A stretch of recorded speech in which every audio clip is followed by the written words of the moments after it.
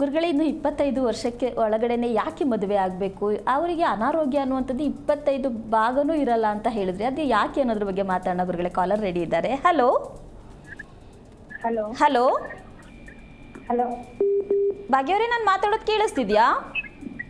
ಕೇಳಿಸ್ತಿದೆ ಮೇಡಮ್. ಯಾರ ಬಗ್ಗೆ ತಿಳ್ಕೊಬೇಕಿತ್ತು ಅಮ್ಮ? ನಮ್ಮ ಬಗ್ಗೆನೇ ತಗೋದು. ನಿಮ್ದು ನಕ್ಷತ್ರ ತಿಳಿಸಿ. ನಕ್ಷತ್ರ ಗೊತ್ತಿಲ್ಲ ರೀ ಮೇಡಮ್. ಮಕ್ಕಳದ್ದು ಗೊತ್ತಿಲ್ವಾ ನಿಮಗೆ? ಮಕ್ಕಳು ಆಗಿಲ್ಲ ರೀ ಇನ್ನ ಮೇಡಮ್ ನಮ್ಗೆ. ಓಕೆ, ಗುರುಗಳಿದ್ದಾರೆ, ಮಾತಾಡಿ ಅಮ್ಮ. ಹಲೋ ನಮಸ್ತೆ ಗುರುಜಿ. ನಾರಾಯಣ, ಎಲ್ಲಿಂದ ಅಮ್ಮ ನೀನು? ನಾವು ರಾಯಚೂರು ಡಿಸ್ಟ್ರಿಕ್ಟ್ಲಿಂದ ಮಾಡಕತ್ತೀವ್ರಿ. ಹಾಂ, ಏನಾಗಬೇಕಿತ್ತು? ನಮ್ದು ಸ್ವಲ್ಪ ಕಷ್ಟ ಆದ್ರೆ ಗುರುಜಿ, ಎಲ್ಲಾರು ನನಗೆ ತೊಂದ್ರೆ ಕೊಡ್ತಾರ್ರಿ. ಯಾವ್ದಕ್ಕ ಮಾಡ್ರಿ, ದುಡ್ಡಿಗೆ ಅದಕ್ಕ ಅದ್ರ ಸಲಹೆ ಮಾಡ. ಅಮ್ಮ, ನಿನಗೆ ಏನು ಬೇಕು ಅಂತ ಕರೆ ಮಾಡಿದೆ ಈಗ? ನಮ್ಗ ಸ್ವಲ್ಪ ಆರೋಗ್ಯದ ಬಗ್ಗೆ ಕೇಳ್ಬೇಕಾಗಿತ್ತು. ಎಷ್ಟು ವಯಸ್ಸು? ನಮ್ಗ 29 ಆದ್ರಿ. 20? 29 ರೀ. ಮದುವೆ ಆಯ್ತಾ? ಹ್ಞೂ ಆಗಿದೆ ರೀ. ಎಷ್ಟು ವರ್ಷ ಆಯಿತು? 7 ವರ್ಷ ಆಯ್ತು ರೀ ಗುರುಜಿ. ಏನು ನಿನ್ನ ಹೆಸರು? ಭಾಗ್ಯ ರೀ. ಕಾರ್ಯಕ್ರಮ ನೋಡ್ತಾ ಇದೆಯಾ? ನಾನು ಸಾಕಷ್ಟು ಸಲ ಹೇಳ್ತೀನಿ, ಭಾಗ್ಯ ಸೌಭಾಗ್ಯ ಅಂತ ಇಟ್ಕೊಂಡವರು, ರೇಣುಕಾ ಈ ಥರ ದೇವರ ಹೆಸರು ಇಟ್ಕೊಂಡವರು ಕಣ್ಣೀರಲ್ಲಿ ದಿನ ಬೆಳಗ್ಗೆಯಿಂದ ಸಾಯಂಕಾಲಕ್ಕೆ ಒಂದು ಸಲನಾರು ಹತ್ಬಿಟ್ಟೆ ಮಲ್ಕೋಬೇಕು. ಈ ದುರಂತವಾಗಿರ್ತಕ್ಕಂಥ ವಿಚಾರವನ್ನು ಮೊದಲು ತಿಳ್ಕೊಂಬ ನೀನು. ಆಮೇಲೆ ನಿನಗೆ ನಕ್ಷತ್ರ ಇನ್ನೂ ಏನೂ ಗೊತ್ತಿಲ್ಲ, ಮದುವೆ ಮಾಡ್ಕೊಂಡಿದ್ದೀರಾ, ಆಯಿತು ಹೋಗಲಿ. ಕೊನೆ ಪಕ್ಷ ಕೇಳಿಸ್ಕೊಮ್ಮ ಪೂರ್ತಿ. ಭಾಗ್ಯ ಅಂತ ದೇವರು ನಮಗೆ ಕೊಟ್ಟವನೇ, ಭಾಗ್ಯವಾಗಿ ಅಂತ ಹೆಸರಿದೆ, ನಿನಗೆ ಏನೂ ಭಾಗ್ಯ ಸಿಕ್ಕಿಲ್ವಲ್ಲ. ಅದಕ್ಕೆ ಆ ಹೆಸರನ್ನು ನೀನು ಸರಿನಾ ತಪ್ಪಾ ಇದ್ರ ಬಗ್ಗೆ ನನಗೆ ಮುಂದಿನ ಮಾಹಿತಿ ಏನು ಬೇಕು ಅಂತ ತಿಳ್ಕೊಳ್ಳೋಕೆ ಪ್ರಯತ್ನ ಮಾಡು. ಈ ಥರ ಎಲ್ಲ ಆಧಾರವಿಲ್ಲದೆ ಕೇಳಕ್ಕೆ ಹೋಗಬೇಡ, ಒಳ್ಳೇದಾಗಲ್ಲ. ಒಳ್ಳೇದಾಗಲಿ ತಾಯಿ. ಕರೆ ಮಾಡಿದ್ದಕ್ಕಾಗಿ ಧನ್ಯವಾದಗಳು ಅಮ್ಮ. ಗುರುಗಳೇ, ಮತ್ತೊಬ್ರು ಕಾಲರ್ ಇದ್ದಾರೆ. ಹಲೋ ಹಲೋ ಶೀಲಾ ಅವರೇ, ನಾನು ಮಾತಾಡೋದು ಕೇಳಿಸ್ತಿದ್ಯಾ? ಹಾ, ಕೇಳಿಸ್ತಾ ಇದೆ. ಯಾರ ಬಗ್ಗೆ ತಿಳ್ಕೊಬೇಕಿತ್ತು ಅಮ್ಮ? ನನ್ನ ಮಗನ ಬಗ್ಗೆ ಕೇಳಬೇಕಿತ್ತು. ಅವ್ರದ್ದು ನಕ್ಷತ್ರ ತಿಳಿಸಿ. ಹುಬ್ಬ ನಕ್ಷತ್ರ, ಸಿಂಹರಾಶಿ. ಗುರುಗಳಿದ್ದಾರೆ, ಮಾತಾಡಿ. ಹಲೋ ಹಲೋ ಸರ್, ನಮಸ್ತೆ ಗುರುಜಿ. ನಾರಾಯಣ, ಯಾರಮ್ಮ ಮಗ? ಎಷ್ಟಮ್ಮ ವಯಸ್ಸು? 7 ವರ್ಷ ಗುರುಜಿ. ಶೀಲಾ, ನಿನಗೆ ಎಷ್ಟು ವಯಸ್ಸು? ಶೀಲ ಅಲ್ಲ, ಶೈಲ. ಶೈಲಾ, ಎಷ್ಟು ವಯಸ್ಸು ನಿನಗೆ? ನನಗೆ 49. ಮದುವೆ ಆಗಿ ಎಷ್ಟು ವರ್ಷ ಆಯಿತು? 20 ವರ್ಷ ಆಯ್ತು ಸರ್. ಮಗನಿಗೆ ಎಷ್ಟು ವಯಸ್ಸು? 7 ವರ್ಷ. ಲೇಟಾಗಿ ಹುಟ್ಟಿದಾನೆ. ಎಷ್ಟು ವರ್ಷ ಲೇಟಾಗಿ ಹುಟ್ಟಿದ್ದು? ಮದುವೆ ಆಗಿ 12 ವರ್ಷ ಆದ್ಮೇಲೆ ಹುಟ್ಟಿದಾನೆ. ಯಾವ ದೇವ್ರಿಗೆ ಅರ್ಕೆ ಕಟ್ಕೊಂಡಿದ್ದಮ್ಮ? ಮನೆ ದೇವರು ಬಸವೇಶ್ವರ. ತೀರಿಸ್ತಾ ಅರ್ಕೆ? ಹೋಗಿ ಬಂದಿದ್ದೇವೆ ಸರ್. ಓಕೆ. ಹೆಸರೇನು ಇಟ್ಟಿರೋದು ಅವನಿಗೆ?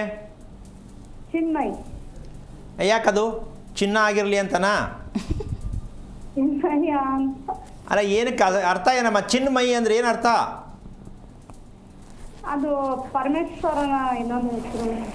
ಪರ್ಮೆಂಟ್ ಅಲ್ವಾ ಅದು? ಪರಮೇಶ್ವರನ ಮತ್ತೊಂದು ಹೆಸರಂತೆ ಗುರುಗಳೇ.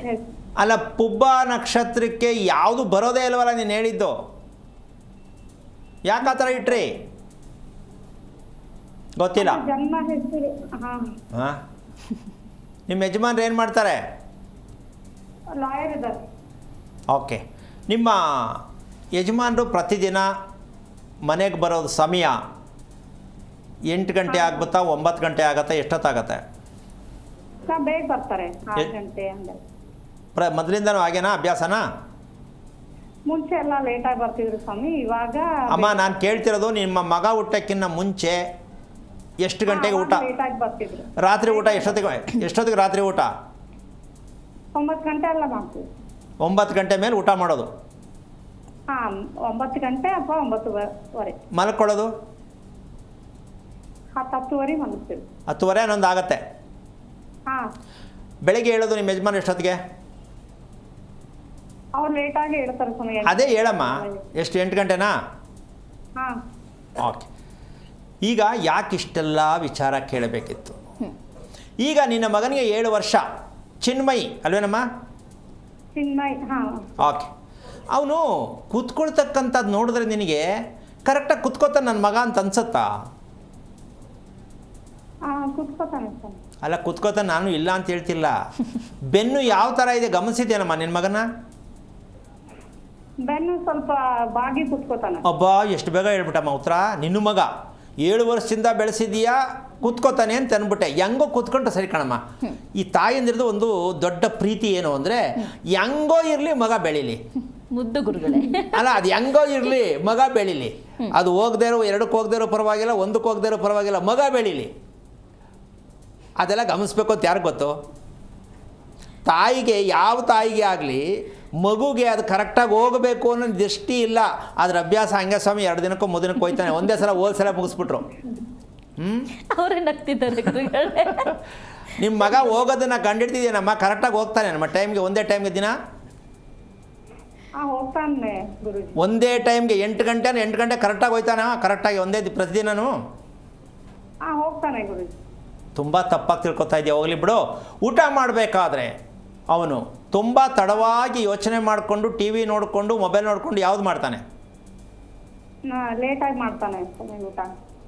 ಈಗಾರು ಅರ್ಥ ಮಾಡ್ಕೋಬೇಕು, ಹೊಟ್ಟೆ ಕ್ಲೀನ್ ಆಗಿಲ್ಲ ಅಂತ. ತಾಯಿ, ನಿಜವಾಗ್ಲೂ ಹೇಳ್ತೀನಿ, ಜನ್ಮ ಕೊಟ್ಟ ತಾಯಿಯಾಗಿ ನೀನು ಬರೇ ಪಾಸಿಟಿವ್ ಆಗಿರೋದನ್ನೇ ಲೆಕ್ಕ ಹಾಕಿದೆಯೇ ಹೊರ್ತು ಒಂದು ಮಗು ನೇರವಾಗಿ ಕೂತ್ಕೊಳ್ಳೋಕೆ ಬಂದಿಲ್ಲ ಅಂದಮೇಲೆ ಆ ಮಗು ಆರೋಗ್ಯ ಎಷ್ಟು ಕೆಟ್ಟಿದೆ, ಆ ಮಗುವಿನ ಮನಸ್ಥಿತಿ ಎಷ್ಟು ಕೆಟ್ಟಿದೆ, ಆ ಮಗುವಿನ ನಿದ್ದೆ ಎಷ್ಟು ಕೆಟ್ಟಿದೆ, ಆ ಮಗು ಯಾವ ರೀತಿ ಬೆಳೆಸ್ತಾ ಇದ್ದೀವಿ, ರೋಗದ ಮಗುವನ್ನು ಬೆಳೆಸ್ತಾ ಇದ್ದೀವಿ ಅಂತ ಅರಿವಿಲ್ದೇ ನೀವು ಶಾಸ್ತ್ರ ಕೇಳ್ಕೊಂಡು ಎಲ್ಲೋ ಕೂತ್ಕೊಂಡು ಶಾಸ್ತ್ರ ಕೇಳ್ಕೊಂಡು ಮಕ್ಕಳು ಬೆಳೆಸ್ತಾ ಇದ್ದೀರಾ. ಏನಮ್ಮ ಅರ್ಥ ಇದೆ ಇದರಲ್ಲಿ? ಅಮ್ಮ ನಿನ್ಗೆ ಅರ್ಥ ಆಯ್ತಾ, ಬೇಜಾರಾಯ್ತಾ? ಇಲ್ಲ ಗುರುಜಿ, ಅರ್ಥ ಆಗ್ತಾ ಇದೆ. ಯಾಕೆ ಅಂದರೆ ಮಕ್ಕಳಿಗೆ ನೀವು ಓದಿಸೋದು ಬಿಡೋದು ನಿಮ್ಮ ವೈಯಕ್ತಿಕ. ಮಗುವಿನ ಆರೋಗ್ಯವನ್ನು ಗುರುತಿಸ್ತಿಲ್ಲ ಅಂದ ಮೇಲೆ ಈಗ ಲೆಕ್ಕ ಹಾಕೊಳ್ಳಮ್ಮ, ನಾನು ಕರೆಕ್ಟಾಗಿ ನೇರವಾಗಿ ಕೂತ್ಕೊಳ್ಳಲ್ಲ ಅಂತ ಈಗ ಹೇಳಿದ್ನಲ್ಲ, ಇದು ಅನುವಂಶೀಯತೆ. ಇವತ್ತೊಂದಲ್ಲ, ಇದು ಒಂದು 10-12 ತಲೆಮಾರಿಂದ ಬಂದಿರತಕ್ಕಂಥದ್ದು ಇದು. ಓಕೆ. ಏನು, ಮನುಷ್ಯನಿಗೆ ಬೆನ್ನು ಭಾಗ ನೇರವಾಗಿ 90 ಡಿಗ್ರಿನಲ್ಲಿ ಕೂತ್ಕೋಬೇಕು ಅಂತ ಧರ್ಮದಲ್ಲಿದೆ. ಹೌದು. ಯಾವ ಕಾರಣಕ್ಕೆ 1,00,000 ಜನನ ಸೇರಿಸೋಣ, 5 ಜನ 90 ಡಿಗ್ರಿ ಆಂಗಲ್ ಕೂತ್ಕೊಳ್ಳೋದಾಗತ್ತಾ ನೋಡೋಣ. ಎಲ್ಲ ಬಗ್ಗಿರ್ತಾರೆ, ಇಲ್ಲ ಹಿಂದಕ್ಕೆ ಹೋಗಿರ್ತಾರೆ. ಅದಕ್ಕೆ ಸೋಫಾ ಸೆಟ್ ಹಾಕೋದು ಮನೇಲಿ. ಹಿಂದಕ್ಕೆ ಹೋಗಿ ಹಾಕ್ಬಿಟ್ಟು ರಿಮೋಟ್ ಇಟ್ಕೊಂಡು ನೋಡ್ತಾ ಇರೋದು, ಇಲ್ಲ ಮುಂದಕ್ಕೆ ಬಕ್ಕೊಂಬಿಡೋದು ಅಲ್ವಾ? ಯಾವ ಕಾರಣಕ್ಕೂ ದೊಡ್ಡವರೇ ಆಗಲಿ ಚಿಕ್ಕವರಾಗಲಿ ದಯವಿಟ್ಟು ಇವತ್ತು ಮಾಹಿತಿಯನ್ನು ಕೊಡ್ತಾ ಇದ್ದೀನಿ. ಅಕ್ಷಯ ತೃತೀಯ ದಿನ ನಿಮ್ಮ ಮಕ್ಕಳಾಗಲಿ ಗಂಡ ಆಗಲಿ ಹೆಂಡತಿ ಆಗಲಿ ನೇರವಾಗಿ ಕೂತ್ಕೊಳ್ಳೋಕ್ಕಾಗಿದೆಯಾ? ಅಕಸ್ಮಾತ್ ಅರ್ಧ ಗಂಟೆ ಟೈಮ್ ನೋಡ್ಕೊಂಡು ಕೂರಿಸ್ಬಿಡಿ. 20 ಥರ ಹೊಡೆದಾಡ್ತಾರೆ. ಈ ಕಡೆ ತೊಡೆ ಚೇಂಜ್ ಮಾಡ್ತಾರೆ, ಆ ಕಡೆ ಕಾಲು ಚೇಂಜ್ ಮಾಡ್ತಾರೆ, ಆ ಕಡೆ ನೋಡ್ತಾರೆ, ಈ ಕಡೆ ನೋಡ್ತಾರೆ. ಯಾಕಂದರೆ ಕೂರ್ಲಿಕ್ಕಾಗಲ್ಲ, ಶಕ್ತಿ ಇಲ್ಲ. ಶಕ್ತಿ ಇಲ್ಲದ ಮಗುವನ್ನು ಪಡ್ಕೊಂಡಿರ್ತಕ್ಕಂಥ ಈ ತಾಯಿ ಶಕ್ತಿ ಇಲ್ಲದ ತಾಯಿ. ಇದನ್ನು ಕೆಲವೊಂದು ವಿಚಾರದಲ್ಲಿ ಹೇಳ್ಬೋದು. ಏನಿದು ನಾವೇನೋ ಕೇಳೋಕೋರು ಇವ್ರು ಏನೇನೋ ಹೇಳ್ತಾರಲ್ಲ ಅಂತ. ದಯವಿಟ್ಟು ಏನೇನೋ ಹೇಳೋದಲ್ಲ.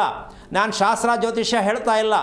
ದೇಹದ ಬಗ್ಗೆ ಅರಿವು, ದೇಹದ ಆರೋಗ್ಯ, ಕುಟುಂಬದಲ್ಲಿ ನೆಮ್ಮದಿಗೋಸ್ಕರವಾಗಿ ಹೇಳುತ್ತಿರ್ತಕ್ಕಂತಹ ವಿಚಾರವೇ ಹೊರ್ತು ಯಾರಿಗೋ ಹೆದರ್ಕೊಂಡು ಗೊತ್ತಿಲ್ಲದೇನೋ ಏನೋ ಪ್ಯಾಚ್ ಹಾಕಿ ಮಾಡುವಂತಹ ವಿಚಾರ ಅಲ್ಲವೇ ಅಲ್ಲ. ಅರ್ಥ ಮಾಡ್ಕೊಳ್ಳೋರಿಗೆ ಮಾತ್ರ ಅರ್ಥ ಆಗುತ್ತೆ. ತಪ್ಪಾಗಿ ತಿಳ್ಕೊಂಡ್ರೆ ನಾನೇನು ಮಾಡಲಿಕ್ಕಾಗಲ್ಲ. ಅಮ್ಮ ನೀನು ಒಂದು ಕೆಲಸ ಮಾಡು, ಆ ಮಗುವಿಗೆ ಆ ರೀತಿ ಕುತ್ಕೊಳ್ತಕ್ಕಂತಹ ವಿಚಾರಕ್ಕೆ ನಿಮ್ಮ ಯಜಮಾನರಿಗೆ ಇದ್ರ ಬಗ್ಗೆ ನಂಬಿಕೆ ಇದೆಯಾ ತಿಳ್ಕೊಳ್ಳೋಕ್ಕೆ ಫಸ್ಟ್ ಕೇಳು. ತಿಳ್ಕೊತಾರೆ. ಹಾಗಿದ್ದ ಮೇಲೆ ಹೇಳು, ಹೀಗೆ ಹೇಳಿದ್ರು ಅಂತ ಒಂದು ಸಲ ತಿಳ್ಕೊಳ್ಳೋಕ್ಕೆ ನಿಮ್ಮ ಮಗನ ಕರ್ಕೊಬನ್ನಿಬೇಕಾದ್ರೆ ಮುಂದೆ ಕೂರಿಸಿ ನೀವೇನು ಹೇಳಿಬಿಡಿ, ನಾನು ತೋರಿಸ್ಕೊಡ್ತೀನಿ ಆ ಮಗುವಿನ ಸ್ಥಿತಿ ಏನಾಗಿದೆ. ಅಂದರೆ ಏನೋ ಆಗೋಗಿದೆ, ಕಾಯಿಲೆ ಬಂದಿದೆ ಅಂತಲ್ಲ, ದೇಹ ಆ ರೀತಿಯಾಗಿ ಬೆಂಡು ಬರ್ತಕ್ಕಂಥದ್ದು ಎಲ್ಲರಿಗೂ ಕಾಮನ್ ಆಗೋಗಿದೆ ಈಗ. ಅದರಲ್ಲಿ ನೀವೇನು ಮಾಡ್ಬೋದು, 7 ವರ್ಷ ಇನ್ನೂ ಕೂಡ ಪ್ರಯತ್ನ ಮಾಡಿ. ನೀವು ಚೆನ್ನಾಗಾಗ್ತೀರಾ, ಮಗುನೂ ಚೆನ್ನಾಗಾಗತ್ತೆ, ಮನೇಲೂ ನೆಮ್ಮದಿ ಬರುತ್ತೆ. ಯಾಕೆಂದರೆ ಪುಬ್ಬ ನಕ್ಷತ್ರ ಅಂದರೆ ಏನು ತಿಳ್ಕೊಳ್ಳದೆ ಬಂದಿರತಕ್ಕಂಥ ಒಂದು ಕುಟುಂಬ ಆಗಿರುತ್ತೆ ಅಂತ ಅನ್ಕೋತೀನಿ. ತಿಳ್ಕೊಳ್ಳೋಕೆ ಪ್ರಯತ್ನ ಮಾಡ್ತಾಯಿ. ಒಳ್ಳೆಯದಾಗಲಿ.